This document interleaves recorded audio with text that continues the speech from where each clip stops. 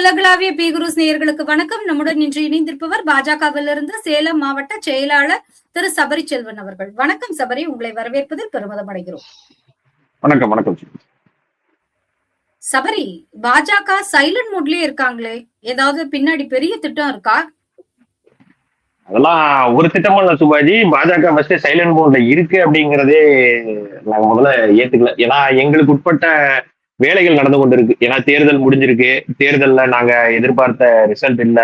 So we got a biggest surprise in Tamil Nadu. நமக்கு நன்றாக தெரிஞ்சிருக்கு. ஸோ அதற்குண்டான வேலைகள் என்னென்ன நடந்திருக்கு, எங்க தவறுகள் செய்யப்பட்டிருக்கு, ஸோ நம்ம இன்னும் நம்மளை வளர்த்துக் கொள்வதற்கு இன்னும் வேறு என்ன வேலைகள் செய்ய வேண்டும் அப்படிங்கிற வேலை நடந்துட்டு இருக்கு. மாவட்டம் வாரியாக குழு அமைக்கப்பட்டு மாநிலத்துல இருந்து அதற்கு அழைப்பாளர்கள் அந்த ஒர்க் எல்லாம் போயிட்டு இருக்கு. ஸோ இன்டர்னல் ஒர்க்ஸ் போயிட்டு இருக்கு. ஸோ அது வெளியில பாக்குறதுக்கு நாங்க போராட்டம் பண்ணல, ஆர்ப்பாட்டம் பண்ணல. அது நம்ம இந்த சமயம் பண்ணவும் முடியாது. ஏன்னா இப்பதான் ஒரு ஆட்சி அமைஞ்சிருக்கு. ஸோ அவர்களுக்கு கொஞ்சம் பிரீத்திங் ஸ்பேஸ் கொடுக்கணும். ஸோ அவர்கள் என்ன பண்ணுகிறாங்க, அவங்க நிறைய தப்பு பண்ணா கூட அட் பிரசன்ட்ல இப்ப சட்டம் ஒழுங்கு பிரச்சனை நடைபெறுது. அதுக்கு எடுத்தோன்னே டிவிக்கே ரீசன் அப்படின்னு சொல்லி நம்மளால ஃபர்ஸ்ட் எடுத்தோன்னே டைரக்டா பிளேம் பண்ண முடியாது.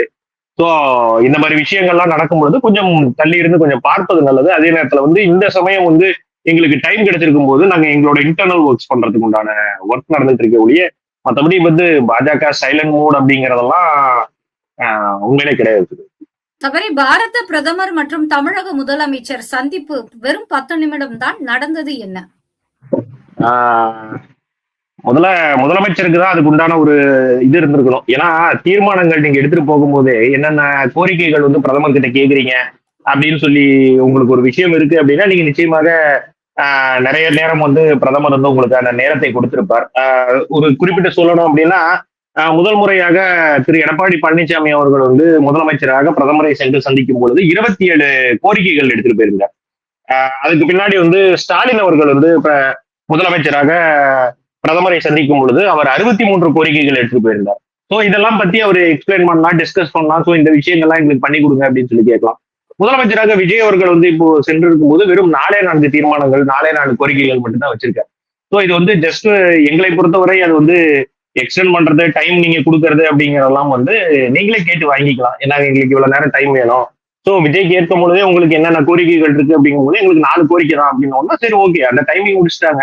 அந்த 10 நிமிஷம்னு சொல்லி கூட 3 நிமிஷம் கிட்டத்தட்ட சால்வைகள் அந்த பொக்கே கொடுக்கறதுலே போயிருக்கோம். மீதி 7 நிமிஷத்துல விஜய் என்ன பேசினாரு, ஏது பேசினாருங்கிறது பிரதமருக்கும் அங்க இருந்த முதலமைச்சர் அவர்களுக்கும் தான் வெடிச்சோம். ஸோ அவர் கொண்டு போன தீர்மானங்கள்லாம் கூட பாத்தீங்க அப்படின்னா மீனவர்களுக்காக ஒரு தீர்மானங்களை கொண்டு போயிருக்காரு. ஸோ அந்த தமிழ் தாய் வாழ்த்துங்கிறது அந்த ஒரு விஷயத்த நாங்க முன்னாடி கொண்டு வரணும் அப்படின்னு சொல்லி அதை ஒரு தீர்மானமா கொண்டு போயிருக்காரு. ஸோ இந்த மாதிரி விஷயங்கள் மட்டும்தான். ஸோ 10 நிமிஷம் 5 நிமிஷங்கிறதெல்லாம் மேட்டர் இல்லை. இதுல அவர் கொண்டு போன விஷயங்கள் என்ன, அதை செவி கொடுத்து கேட்கும் பொழுது பாரத பிரதமர் என்ன மாதிரி விஷயங்களை கேட்கிறார் அப்படிங்கறதுதான் இந்த விஷயம். என்னை பொறுத்த வரைக்கும் இந்த விஷயத்த விஜய் அவர்கள் முன்னாடியே செய்திருக்கணும். ஏன்னா கேரளாவில இவருக்கு அப்புறம் தான் முதலமைச்சராக அங்க கேரளால காங்கிரஸை சேர்ந்த தலைவர் முதலமைச்சராக பதவியேற்றார். அவர் 2 நாளைக்கு முன்னாடியே போய் பிரதமரை போய் 2 நாளைக்கு முன்னாடியே போய் சந்திச்சுட்டு வந்துட்டார். ஸோ புதிதாக பதவியேற்ற அனைத்து முதலமைச்சர்களுமே பிரதமரை சந்திச்சுட்டாங்க. இவங்களுக்கு இன்னும் குதிரை பேரமே முடிந்த மாதிரி தெரியல. ஸோ அதனால அந்த விஷயங்கள்லாம் முடிச்சுட்டு பிரதமரை இன்னைக்கு விஜய் சந்திச்சிருக்காரு. நல்லபடியான விஷயங்கள், தமிழ்நாட்டுக்கு நலன் சார்ந்த விஷயங்களை இவர் பிரதமர் கிட்ட கேட்டா பிரதமர் நிச்சயமாக செய்து தருவார். எனக்கு என்ன ரொம்ப சர்ப்ரைஸ்னா சபரி, பொதுவாகவே இந்த சந்திப்புங்கிறது 20ல இருந்து 30 நிமிஷம் நீடிச்சிருக்கு. முதலமைச்சர்களுடைய சந்திப்பு, குறிப்பா சுவேந்து அதிகாரி அவங்க எல்லாம் பாத்தீங்கன்னா கிட்டத்தட்ட 40 நிமிஷம் பேசினதையும் நம்ம பார்த்தோம். ரொம்ப சர்ப்ரைஸா 10 மினிட்ஸ்ல என்ன பேசிருப்பாங்க அதான் நான் சொல்றேன். நீங்க கொண்டு போற கோரிக்கை மனு, அந்த என்ன டைப் ஆஃப் மனுக்கள் நீங்க கொண்டு போறீங்க, அதுல உங்களுக்கு என்ன வேலைகள் இருக்கு அப்படிங்கறத மட்டும் தான். பிரதமர் ஒன்னும் பக்கத்து வீட்டுக்காரர் கிடையாது உட்கார்ந்து கதை பேசுறதுக்கோ இல்ல நாங்க இப்படி பண்றோம் அப்படி பண்றோம் அந்த வேலைகள்லாம் கிடையவே கிடையாது. நீங்க உங்களுக்கு என்ன கோரிக்கைகள் இருக்கு, என்ன கோரிக்கைகள் நீங்க கொண்டு போறீங்க, 4 கோரிக்கைகள் வச்சு எவ்வளவு நேரம் பேச போறீங்க?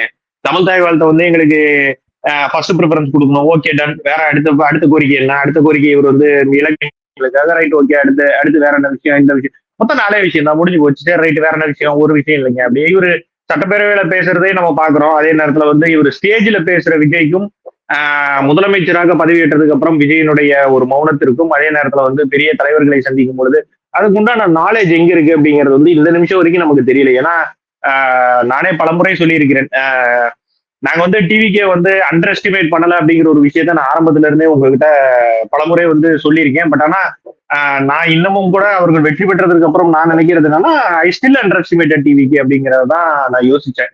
அதற்கு காரணம் விஜயனுடைய ஒரு மேடை பேச்சுக்களாக கூட இருக்கலாம். விஜய் மீது மக்கள் வைத்திருந்த அந்த ஒரு நம்பிக்கையாக இருக்கலாம். ஸோ இது வந்து 5 வருடத்துக்கு வரக்கூடிய ஒரு தேர்தல் கிடையாது. அது 50 வருடத்துக்கு ஒரு முறை வரக்கூடிய தேர்தல் அப்படிங்கிறத வந்து அனைத்து கட்சிகள், நான் எங்க கட்சி முதல் கொண்டு அனைவருமே உணர்ந்திருக்கிறோம். அதனால இந்த 10 நிமிஷம் பேசுறது, 5 நிமிஷம் பேசுறதுலாம் ஜஸ்ட் ஒரு formality. What is your point, what is my point, அவ்வளவுதான். ஸோ பிரதமர் அப்படிங்கிறவர் வந்து நீங்க ஒரு அபிஷியல் பர்சன், நான் ஒரு அபிஷியல் பர்சன். அபிஷியலா என்ன விஷயம் இருக்கோ அந்த விஷயங்களை பேசிட்டு 10 நிமிஷத்துல விஜய் அவர்கள் வந்திருக்கிறார். ஸோ இதுல யார் மேலேயும் நான் வந்து ஒரு இதெல்லாம் சொல்ல விரும்புறேன். லஞ்ச ஒழிப்புத்துறை இயக்குனர் மற்றும் முன்னாள் சென்னை மாநகராட்சி காவல் ஆணையரான அருண் ஐபிஎஸ் அவர்களை வந்து நீதிமன்றத்துல வந்து 2 மணி நேரம் காக்க வச்சாங்க. போன முறை நீங்க காக்க வச்சீங்கல்ல நீதிபதிகளையே, அந்த மாதிரி நீங்க காத்திருங்க, அப்பதான் காத்திருப்பதன் அவசியம் புரியுங்கிற ரீதியில இந்த காத்திருப்பு நிகழ்த்தப்பட்டதாக ஒரு பார்வை இருக்கு. இது பற்றி உங்களுடைய புரிதல் என்ன சபரி? இல்ல ரீசன் அந்த ரீசன் கிடையாது சுபாஜி. இது நடந்தது வேற. ஏன்னா நீதிமன்றத்துல இருந்து திரு அருண் அவர்கள் வந்து நேரடியாக ஆஜராக வேண்டும் அப்படின்னு சொல்லிட்டு அந்த வாரண்ட் கொடுப்பதற்காக சென்ற நபரை வந்து திரு அருண் அவர்கள் வந்து 2 மணி நேரம் காக்க வச்சிருக்கார் அவருடைய அலுவலகத்துல. அது வந்து நீதிபதியோட காதுக்கு செல்லும் பொழுது அந்த வாரண்ட் கொடுத்த நபர் வந்து நேற்று ஆஜராகல. ஆனா அருண் அவர்கள் வந்து ஆஜராயிருக்கார். அப்பவும் கூட 2 மணி நேரம் காத்ததுக்கு அப்புறம் கூட அருணுடைய வேலை முடிந்ததா அப்படின்னு சொல்லி பாத்தீங்கன்னா நிச்சயமா கிடையாது.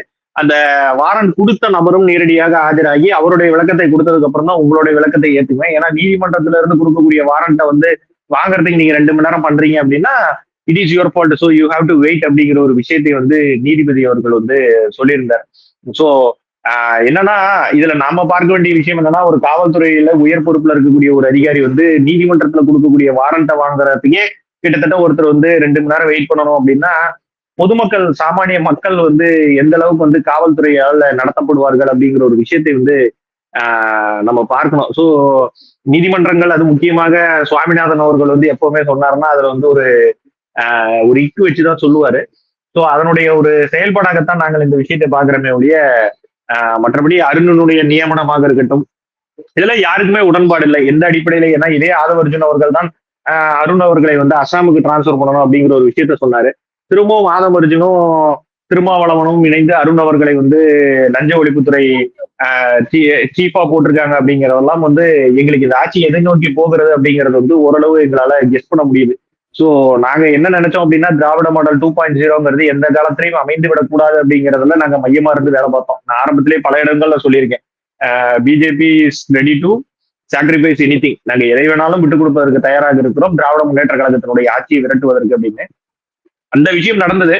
ஆனா எங்களுக்கு பார்க்கும் பொழுது திரும்பவும் திராவிட மாடல் 2.0 திரும்ப ஆட்சி அமைஞ்சிருச்சோ அப்படிங்கிற ஒரு எண்ணம் எங்களுக்குள்ள வந்துருச்சு. சோ அருணை பொறுத்த வரைக்கும் அவருடைய செயல்பாடுகள் இந்த ஆட்சியை எப்படி இருக்குங்கிறத பொறுத்து இருந்துதான் பார்க்கணும். சரி சபரி, அதாவது இந்த மாநகராட்சி ரிப்பன் மாளிகையில வந்து சென்னையில வந்து ஒவ்வொரு மாசமும் மாத இறுதி வாரத்துல வந்து அந்த மாநகராட்சி கூட்டம் கூட்டப்படும். மேயர் தலைமையில அதை நம்ம பாக்குறோம்.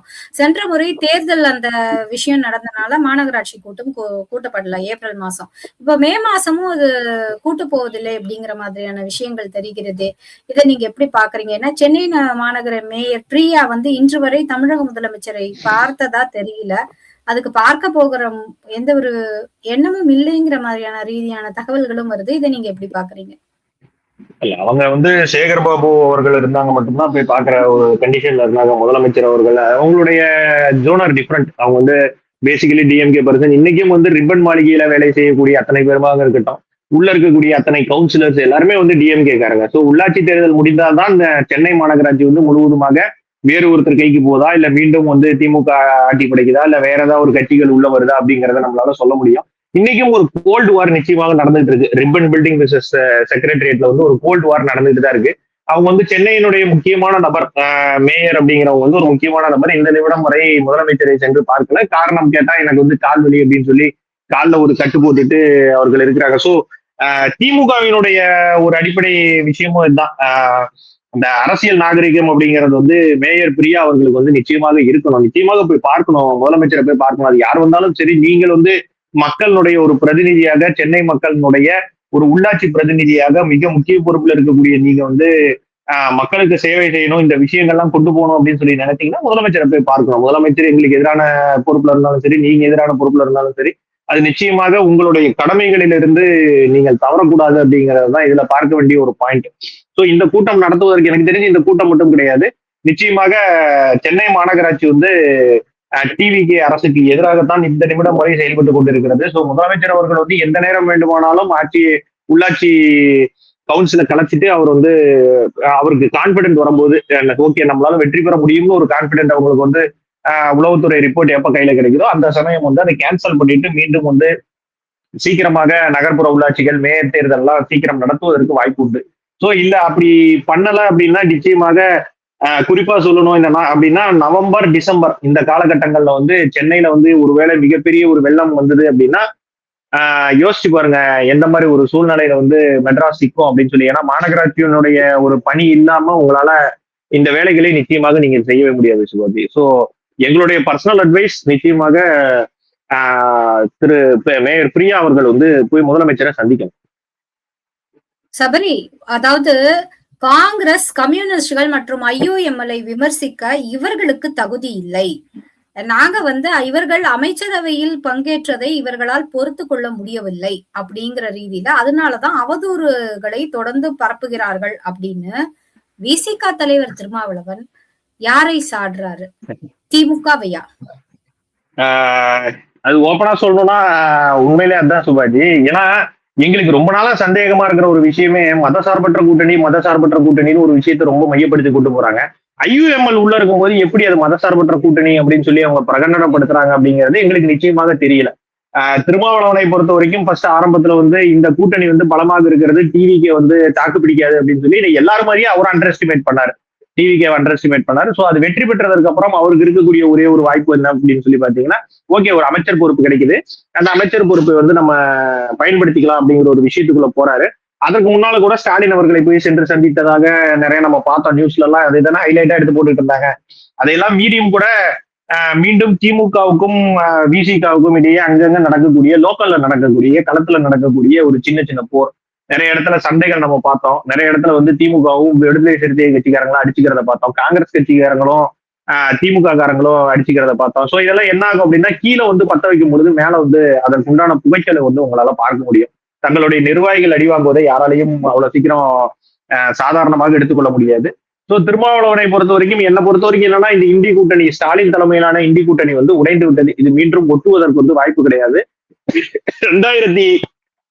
2029 தேர்தல் கூட எனக்கு தெரிந்தவரை இப்ப இருக்கக்கூடிய கூட்டணி தான் அவங்க வந்து டிவிகே கூட்டணியில தான் தொடருவாங்க அப்படின்னு சொல்லிதான் எனக்கும் தோணுது. மீண்டும் ஸ்டாலின் அவர்கள் தலைமையில அவங்க போக மாட்டாங்க. ஸ்டாலின் அவர்கள் வந்து தனித்து விடப்படுகிறார், அவ்வளவுதான். அவங்களுக்கு இருக்க ஒரே ஒரு இது என்னன்னா திரு வைகோ அவர்களையும் அந்த இன்னொரு கட்சியும் வச்சு அவங்க வந்து கூட்டணியை சந்திக்க வேண்டியதுதான். தேமுதிக வேணா கூட இருப்பாங்க. மற்றபடி திருமாவளவன் வந்து ஓப்பனா அவங்க வந்து கொடுக்கக்கூடிய நோட்டிபிகேஷன்ஸ் எல்லாமே வந்து டிஎம்கேவுக்கு அகேன்ஸ்டா தான் சொல்லியிருக்கேன். இன்று பாரத பிரதமர் மற்றும் தமிழக முதலமைச்சரின் சந்திப்புல வந்து இந்த தமிழ்தாய் வாழ்த்து பாடல் அதை வந்து முதல்ல இசைக்க வேண்டும் அப்படிங்கிற ரீதியில ஒரு கோரிக்கை வைக்கப்பட்டதற்கு முன்னாள் சபாநாயகர் அப்பாவு அவர்கள் வந்து என்ன சொல்லியிருக்காருன்னா இந்த மாதிரி தமிழ்தாய் வாழ்த்து பாடலை அரசு நிகழ்ச்சிகள்ல முதலில் இசைக்க வேண்டும் அப்படின்னு அதற்கு அனுமதி தாருங்கள் அப்படிங்கிற ரீதியில பிரதமரிடம் தமிழக முதலமைச்சர் கெஞ்சி இருப்பது மாநில சுயாட்சி கொள்கைக்கு எதிரானது அப்படிங்கிற ஒரு கருத்தை சொல்லியிருக்காரு. இதை நீங்க எப்படி பாக்குறீங்க? இது வந்து அப்பாவு அவர்கள் வந்து அந்த பிரச்சனையை ஃபேஸ் பண்ணல, அதனால அப்பாவு அவர்களுக்கு வந்து இந்த விஷயம் தெரியாது. ஏன்னா இப்ப கடைசியா வந்து வந்தே மாதரம் 100ஆண்டு பாடல் நிகழ்ச்சிகள் வந்து இந்தியா முழுவதுமே நடந்தது. ஸோ அந்த சமயத்துல வந்து பாராளுமன்றத்துல வந்து வந்தே மாதரம் பாடல் வந்து அனைத்து அரசு நிகழ்ச்சிகள்லையுமே வந்து கட்டாயம் இடம்பெறணும். அது நிச்சயமாக கவர்னர் பங்கேற்கக்கூடிய நிகழ்ச்சிகள்லையும் ஜனாதிபதி பங்கேற்கக்கூடிய நிகழ்ச்சிகள்லையும் தலைமை தாங்கக்கூடிய நிகழ்ச்சிகள்ல நீங்க நிச்சயமாக அந்த பாடலை வந்து முதல் பாடலாக ஒளிபரப்ப வேண்டும் அப்படிங்கிற ஒரு விஷயத்தை வந்து சொல்லப்பட்டிருந்தது. பார்லிமெண்ட்ல வந்து அதுக்கு வந்து சட்டம் தனியாக இயற்றப்பட்டு அந்த சட்டமும் பாஸ் ஆச்சு. ஸோ அதன் காரணமாக மட்டும்தான் வந்தே மாதரம் வந்து முதல் பாடலாக இசைக்கப்படுகிறது.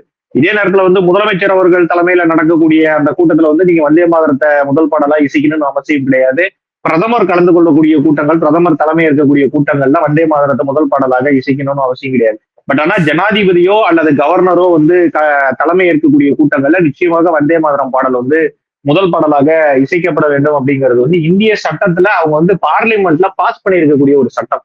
இந்த சட்டம் வந்து இப்பதான் பாஸ் பண்ணாங்க. கிட்டத்தட்ட ஒரு 2 மாதம் 3 மாதத்துக்கு முன்பாக தான் பாஸ் பண்ணாங்க. ஸோ அப்பாவு அவர்கள் வந்து அந்த சட்டத்துக்கு உட்பட்டு வரல. அவர் ஆட்சியை கலைக்கும் பொழுது 16வது சட்டமன்ற கூட்டம் நிறைவடையும் பொழுதெல்லாம் அந்த சட்டம் பாஸ் ஆகல. அதுக்கப்புறம் தான் அந்த சட்டம் பாஸ் ஆச்சு. சோ அதனால அப்பாவு அவர்கள் வந்து அந்த சட்ட சிக்கலை சந்திக்கல. ஒருவேளை வந்து இந்த சமயங்கள்ல வந்து திமுக ஆட்சியில இருந்து அப்பாவு அவர்கள் மீண்டும் சபாநாயகராக இருந்து கவர்னர் அவர்கள் வந்திருக்காங்க, கவர்னர் உரை நிகழ்த்த போறாங்க அப்படின்னு ஒரு சூழ்நிலை இருந்து அப்படின்னா நிச்சயமாக வந்தே மாதரம் வந்து அவங்க நிச்சயமாக முதல் பாடலாக வைப்பாங்க. திமுகவும் அதுல இருந்து தப்ப முடியாது. ஏன்னா அந்த சட்டத்தை மீறும் பொழுது உங்களுக்கு வந்து இந்திய சட்டத்தை வந்து நீங்க மீறுவதற்கு உண்டான ஒரு விதி வரும், இந்த கேஸ் வரும். ஸோ அதெல்லாம் சட்ட வல்லுநர்கள் எல்லாருமே பார்த்திருப்பாங்க.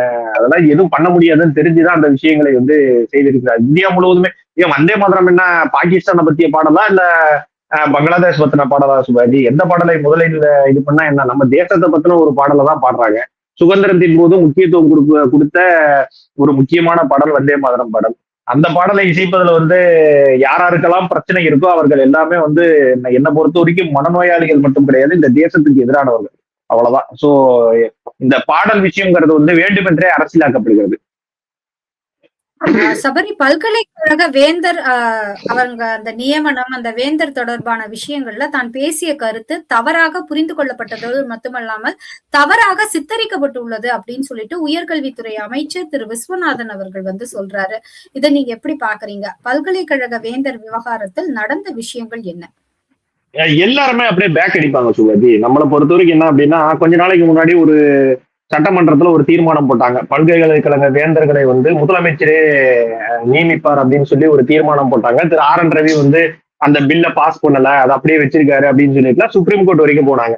திமுகவினுடைய ஸ்டாண்ட் இப்போ அப்படியே இருக்கும்னு நினைக்கிறீங்களா? இந்த சமயம் என்ன தெரியுமா சொல்லுவாங்க? கவர்னரே தான் நியமிக்கணும், முதலமைச்சருக்கு அந்த அதிகாரத்தை தரக்கூடாது அப்படின்னு சொல்லி இன்னைக்கு அப்படியே பெல்ட் அடிப்பாங்க. ஸோ இதே விஷயங்கள்லாம் யார் ஆட்சிக்கு வந்தாலும் நாங்க வந்து தூய சக்தி, நாங்க வந்து தீய சக்தி, இவர்கள் வந்து தூய சக்தி, இவர்கள் வந்து தீய சக்தி அப்படின்னு சொல்லக்கூடிய அளவுக்குலாம் இங்க யாருமே பாயிண்ட் பண்ணி சொல்லக்கூடிய அளவுக்குலாம் யாருமே ஆட்சியாளர்கள் கிடையாது. மக்கள் ஒரு அட்ராக்ஷன்ல ஓட்டு போட்டாங்க, மக்களை குறை சொல்ல முடியாது.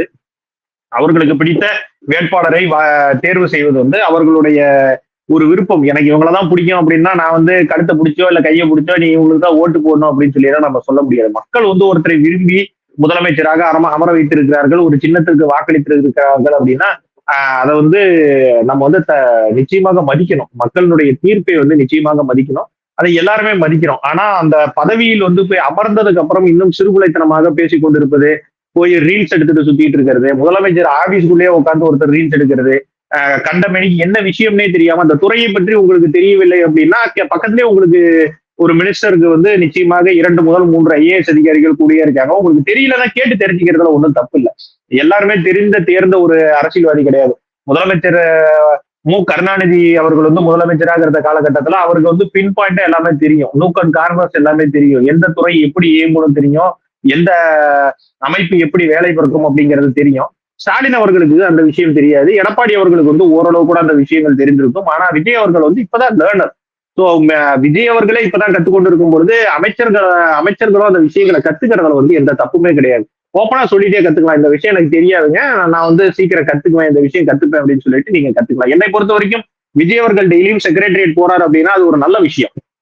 அந்த நல்ல விஷயத்தையே நீங்க திரும்ப திரும்ப ரீல்ஸா எடுத்து போட்டுக்கிட்டு அதை மட்டுமே விஜய் செய்கிறார், இந்த மாதிரி ஒரு அழகான சிஎம் நீங்க தமிழ்நாட்டுல பாத்திருக்கீங்களா, இந்தியாவில பாத்திருக்கீங்களா அப்படின்னு சொல்லி எங்களுக்கு அழகான சிஎம்மா இருக்காங்க அப்படின்னா அவர்கள் வந்து ஆனழகன் போட்டிக்கோனா போலாமே ஒழிய மக்களை ஆட்சி செய்வதற்கு அழகான சிஎம் தேவையில்லை. நிச்சயம் அண்ணாதுரை என்ன அவ்வளவு அழகா இருந்தாரா என்ன? ஆனா அண்ணாதுரையினுடைய ஆட்சியை நீங்க பார்க்க முடியுமா? காமராஜர் அவர்களை வந்து எருமத்தோல்காரன்னு சொல்லி கருணாநிதி அவர்கள் சொன்னார். காமராஜர்களுடைய ஆட்சிக்கு ஈக்குவலா யாராவது ஆட்சியை தர முடியுமா?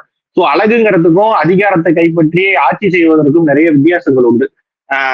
இந்த மாதிரி மினிஸ்டர்ஸ் எல்லாம் பேசிட்டு இருக்கிறது, ஒரு குப்பையை கொண்டு போய் ஒரு இடத்துல கொட்டணும் அப்படின்னா பள்ளம் தோண்டி குப்பையை கொட்டுவோம் அப்படின்னு சொல்லி சொல்றது, கனிம வளங்கள்ல வந்து நாங்க ஒரு விஷயம் பண்றோம் நீங்க ஒரு விஷயம் பண்ணுங்கன்னு சொல்லி பேசுறது, மெடிக்கல் இண்டஸ்ட்ரீஸ்ல தனியா பண்றது, ஆதவர்ஜுன் ஒரு பக்கம் முதலமைச்சராக செயல்படுறது, இது எல்லாமே வந்து என்னன்னா முதல் முறை இவர்கள் ஆட்சியில் இருக்கிறார்கள், இவர்களுக்கு வந்து அந்த அனுபவம் இல்லை அப்படிங்கிற ஒரு விஷயத்தை வந்து நல்ல தெளிவா காட்டுது. அவ்வளவுதான். மற்றபடி ஆரம்பத்துல இவர்கள் பேசுவதை எல்லாத்தையும் விட்டுறணும். நிச்சயமாக 6 மாதம் காலம் வந்து இவர்களை விமர்சிப்பதை வந்து நானே தவிர்க்கிறேன்.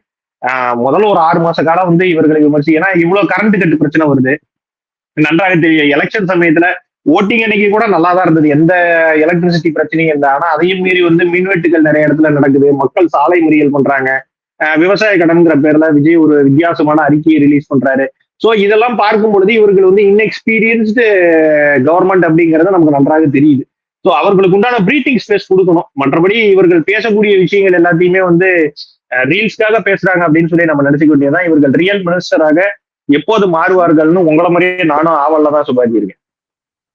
சரி Sabari, coming back to first point, நீங்க ஃபர்ஸ்ட் பேசின விஷயத்துக்கு வரேன். BJP ready to sacrifice anything அப்படிங்கிற ஒரு வார்த்தையை நீங்க அடிக்கடி தொடர்ந்து கடந்த 6 மாதங்கள்ல நிறைய இடத்துல யூஸ் பண்ணீங்க தேர்தலுக்காக. அதனாலதான் நிறைய காம்ப்ரமைஸ் கூட செஞ்சாங்க பிஜேபி அப்படின்லாம் கூட சொன்னீங்க. அது வந்து வேட்பாளர் செலக்ஷனா இருக்கட்டும், இல்ல தொகுதிகள் பெற்றதாக இருக்கட்டும், தொகுதிகள் பங்கீடாக இருக்கட்டும், எல்லாத்துலயுமே சொன்னீங்க. இவ்வளவு சாக்ரிஃபைஸ் பண்ணீங்களே, அதுக்கு ஒர்த்தா இல்லையோ? நீங்க செய்த சாக்ரிஃபைஸ்க்கு ஒர்த் இல்லையோ? நம்ம எதிர்பார்த்தது ஒண்ணு சுபாஜி, கிடைத்தது ஒன்று அப்படிங்கிற மாதிரிதான் எல்லாரும் எதிர்பார்த்தோம். எல்லாருமே அவங்கவுங்க சேனல், எனக்கு தெரிந்தவரை தாவேகா வெற்றி பெறும் அப்படின்னு சொல்லி கெஸ் பண்ணக்கூடியவர்கள் ரொம்ப கம்மி பேர் தான் அவர்களுடைய வாக்குறுதிகள் கொடுத்திருந்தாங்க. இல்ல இல்ல சொல்லுங்க சபரி. குறிப்பிடுவதற்கு மன்னிக்கவும், நான் தாவேகா வெற்றி கண்டிப்பாக அது ஒரு பக்கம் இருக்கட்டும். இல்லைங்க, தேர்தல் அப்படின்னு தேர்தல்னு வந்துருச்சுன்னா தேர்தல்ங்கிற ஒரு விஷயத்த வரும் பொழுது 11% அது இந்த முறை டிரான்ஸ்ஃபார்மே ஆகலையா? அதாவது பாஜகவிலிருந்து அதிமுகவுக்கு டிரான்ஸ்ஃபார்ம் ஆயிருக்கா? அதிமுகவிலிருந்து ஓட்டுகள் ஒன்று கூட பாஜகவுக்கு டிரான்ஸ்ஃபார்ம் ஆகலையா? இல்ல, இது நான் திரும்பவும் சொல்றது ஒண்ணுதான் சுபாஜி. இது வந்து நம்ம வந்து 5 வருடத்துக்கு ஒரு முறை நாம் சந்தித்த தேர்தல் கிடையாது. இது 50 வருடத்துக்கு ஒரு முறை சந்தித்த தேர்தல். இது வந்து ஆன்டி இன்குபன்சி வந்து நிச்சயமாக என்டிஏ கூட்டணி அறுவடை செய்யும் அப்படின்னு சொல்லி ஒரு ஒரு நம்பிக்கையில நாங்க இருந்தோம்.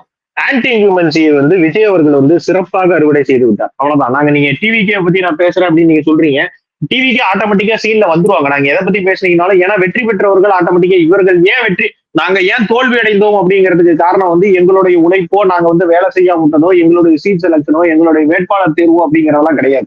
ஏன்னா வேட்பாளர் அப்படிங்கிற ஒரு விஷயம் வந்து எங்கேயுமே ஃபேக்டரா வேலை செய்யல அப்படிங்கிறது டிவிக்கே பார்த்தா நமக்கு நன்றாக தெரியும். விஜய் அவர்களையும், ஆதவர்ஜுனா அவர்களையும், புஷி ஆனந்தி அவர்களையும் தாண்டி இந்த வேட்பாளர் வந்து இந்த தொகுதியில போட்டியிடுகிறார் அப்படிங்கிறது யாருக்குமே தெரியாது. என் தொகுதியில எந்த டிவிக்கே வேட்பாளர் போட்டி போட்டாருன்னு நமக்கும் தெரியாது.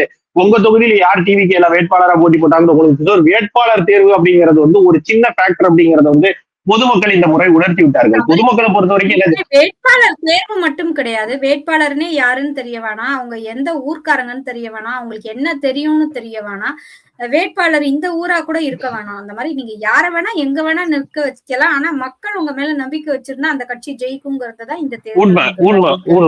அது ஆமா, அததான் நமக்கு இந்த காமிச்சது. 2வது வந்து நம்ம நினைச்ச அந்த ஒரு விஷயம் கடைசி 1 வாரங்கள்ல வந்து என்னைக்குமே பெரிய கட்சிகள் வந்து பணத்தை வைத்து நிறைய விளையாடும். அதெல்லாம் இந்த முறை நடக்கல.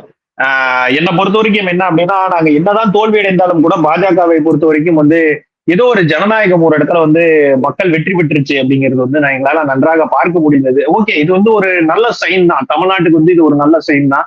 ஏன்னா பாஜக வந்து இந்தியாவில எந்த மாநிலங்கள்லயுமே வந்து பணம் கொடுத்து வெற்றி பெறக்கூடிய ஒரு கட்சி கிடையாது. அது உங்களுக்கு நன்றாக தெரியும். எங்கேயுமே எந்த மாநிலத்திலுமே பணம் அப்படிங்கிற ஒரு விஷயம் கிடையாது. தமிழ்நாடு மாதிரியோ மற்ற மாநிலங்கள்ல இங்க பக்கத்துல இருக்கக்கூடிய மாநிலங்கள்ல தவிர எங்கேயுமே பணம் அப்படிங்கிற ஒரு விஷயம் வந்து வேலை செய்யவே செய்யாது. பணம் வேலை செய்யாத அல்ல, எல்லா இடத்துலயுமே வந்து பாஜக எளிதில் வெற்றி பெறும்.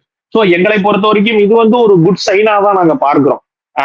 மற்றபடி பாஜக வந்து வேட்பாளர் தேர்வு செய்தது நீங்க சொன்னீங்கல்ல, இந்த 11% வாங்கியிருந்தோம், இப்ப 3%க்கு குறைஞ்சிருக்கும் அப்படின்னு சொல்லிட்டு 11% அப்படின்னு சொல்லி நீங்க கணக்கு போடும்பொழுது நாங்க சென்ற முறை 21 பார்லிமெண்ட் எலெக்ஷன்ல 21 தொகுதிகளில் போட்டி போட்டோம். அது கிட்டத்தட்ட 130 சட்டமன்றங்கள்ல நாங்க போட்டி போட்டதுக்கு சமம். சோ அந்த ஓட்டெல்லாம் நீங்க டோட்டலா ஓவரால் கால்குலேட் பண்ணீங்க அப்படின்னா 12% வரும். இப்ப நாங்க கிட்டத்தட்ட போட்டி போட்டது வெறும் 27 தொகுதிகள் தான். மற்ற கூட்டணி கட்சிகள் எங்களுடைய சின்னத்துல நின்னதோட சேர்த்து ஒரு 32 இடத்துல போட்டி போட்டோம். சோ அதனுடைய பர்சன்டேஜ் நீங்க கால்குலேட் பண்ணீங்க அப்படின்னா நிச்சயமாக ஆல்மோஸ்ட் நாங்க வந்து எங்களுடைய வாக்குகளை இழக்கவில்லை. ஆனா அதே நேரத்துல அண்ணா திராவிட முன்னேற்ற கழகத்தினுடைய வாக்குகள் எங்களுக்கு வந்துச்சா, எங்களுடைய வாக்குகள் அண்ணா திராவிட முன்னேற்ற கழகத்துக்கு போச்சுடா, அதெல்லாம் இங்க விஷயமே கிடையாது. இங்க விஷயம் என்ன அப்படின்னா, அனைத்து கட்சிகளினுடைய வாக்குகளுமே தாவேகாவுக்கு சென்று இருக்கிறது. அவ்வளவுதான். இது வந்து கட்சி நிர்வாகிகளுடைய வாக்கு மட்டும்தான் அந்தந்த கட்சிக்கு இருக்கக்கூடிய பொதுமக்கள் வந்து ஆன்டி இன்குபன்ஸை பயன்படுத்தி இவர்களுக்கு இந்த முறை திமுக இல்லைன்னா அதிமுகவுக்கு வாய்ப்பு, அதிமுக இல்லைன்னா திமுகவுக்கு வாய்ப்பு அப்படிங்கிறத தாண்டி மூன்றாவதோ ஒருத்தர் இருக்காரு, அவருக்கு ஒரு ஆப்ஷன் கொடுப்போம் அப்படிங்கிற ஒரு விஷயத்தை வந்து பொதுமக்கள் கையில் எடுத்திருக்காங்க. ஸோ இது வந்து யாராலையும் வந்து அதிகமாக கெஸ் பண்ணல. நீங்களும் கெஸ் பண்ணல, நானும் கெஸ் பண்ணல. நான் வந்து டிவிக்கே அண்டர் எஸ்டிமேட் பண்ணது கிடையாது. எப்போ அண்டர் எஸ்டிமேட் பண்ணது கிடையாது அப்படின்னு நானே நிறைய வாட்டி நம்மளுடைய மீட்டிங்லேயே சொல்லியிருக்கேன். நாட் அண்டர் எஸ்டிமேட்டிங் டிவிக்கேன்னு ஒரு விஷயத்த சொல்லியிருக்கேன். பட் ஆனா நானே அண்டர் எஸ்டிமேட் பண்ணிட்டேன். டிவிக்கே வந்து ஒரு 20 தொகுதிகள் வெற்றி பெறுவாங்க, 10 தொகுதிகள் வெற்றி பெறுவாங்க அப்படிங்கிற எண்ணத்துல தாண்டி ஆட்சி பிடிக்கக்கூடிய அளவுக்கு அவர்கள் வாக்குகளை வாங்குவார்கள் அப்படிங்கிற ஒரு விஷயத்த வந்து நாங்க நினைக்கவே இல்லை. ஓப்பனா சொல்லணும், ஏன்னா இதுல ஒளிவு மறைவா பேசுறதுக்குள்ள ஒரு விஷயம் இல்லை சுபாஜி. நாங்க வந்து இவ்வளவு நாளா நாங்க என்ன நினைச்சுக்கிட்டு இருந்தோம் அப்படின்னா, டிவிக்கே வந்து ஒரு கற்பனை உலகத்தில் வாழ்ந்து கொண்டிருக்கிறார்கள் அப்படின்னு சொல்லி நாங்க நினைச்சோம். உண்மையிலே அனைத்து கட்சிகளுமே வந்து தாவேக்காவை தவிர அனைத்து கட்சிகளுமே கற்பனையில வாழ்ந்திருக்காங்க. சோ இந்த தேர்தல்ல நாங்க கற்றுக்கொண்ட மிகப்பெரிய ஒரு பாடம். இதுல சொல்லிக்கிறதுக்கே இதுல வெக்கப்படுறதுக்கெல்லாம் ஒண்ணும் இல்ல சுபாஜி. என்ன உண்மையோ அந்த உண்மையை ஒத்துட்டு போறதுல ஒண்ணும் தப்பு இல்லை. இதுல வந்து தாவேக்காவை புகழ்றதுக்கோ இதுக்கோ ஒண்ணும் இல்லை. இதுல வந்து புகழ வேண்டியது மக்களை தான்.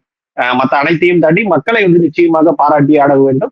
இது வந்து தமிழ்நாட்டுக்கு எலெக்ஷனுக்கு ஒரு நல்ல சைன். இது வந்து பாஜகவுக்கு நிச்சயமாக ஒரு நல்ல சைன். எங்களுக்கு உண்டான ப்ராமினன்ட் லீடர் எங்களுக்கு எப்ப கிடைக்கிறாங்களோ, நாங்க வந்து இங்க வெற்றி வாய்ப்புக்கு உண்டான எங்களுடைய வேலைகளை எப்ப துரிதப்படுத்துறோமோ, அப்போ வந்து மக்கள் எங்களையும் இதே மாதிரி மக்கள் வந்து பணம் வாங்காமல் எங்களையும் விரும்புவார்கள் அப்படிங்கிற ஒரு எண்ணம் எங்களுக்கு நிச்சயமாக இருக்கிறது.